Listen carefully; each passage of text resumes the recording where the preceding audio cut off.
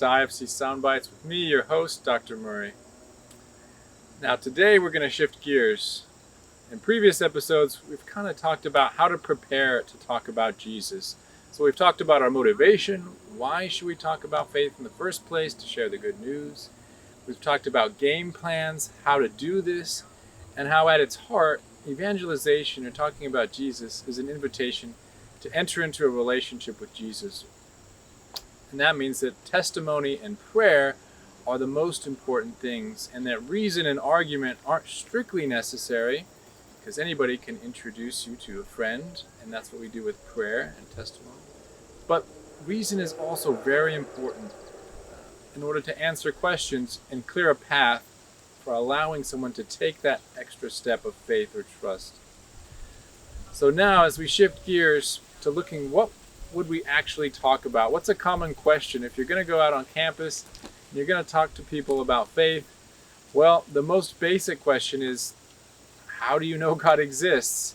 How can I be sure that God exists? Why do you believe that God exists? All Christians, I think, need to be able to answer this question. And again, while personal feelings and subjective religious experience are perhaps most important for our own sake, other people can't relate to that. So we need to have an argument or a reason that we can provide, like 1 Peter 3:15 calls for. So I want to give you two arguments to memorize today, two different types of arguments. These are arguments, classical arguments, at least one of them, and the other is a bit more modern, but I've got them from a famous Christian philosopher named William Lane Craig, and I'd encourage you to look into his website, reasonablefaith.org, for more, because I'm just going to give a brief summary. So the first argument is the cosmological argument. Side note, the Kalam version, for those of you who are curious. And this has two premises and one in the conclusion. So the first premise, anything that begins to exist requires a cause for its existence. Second premise, the universe, or all that exists, which would include a multiverse, began to exist. Therefore, as the conclusion, the universe requires a cause for its existence, and we call this cause God. So a brief word about the premises.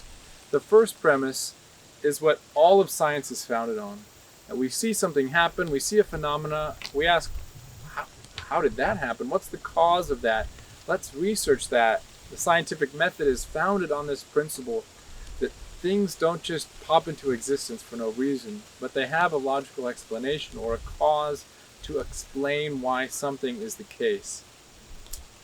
The second premise, that the universe began to exist, was first proposed by the scientist, a Catholic scientist that is, Georges Lemaitre, and recently confirmed, even as recently as this past summer, by scientists who could tell with their pictures that the universe was expanding in all different directions at a certain rate of speed.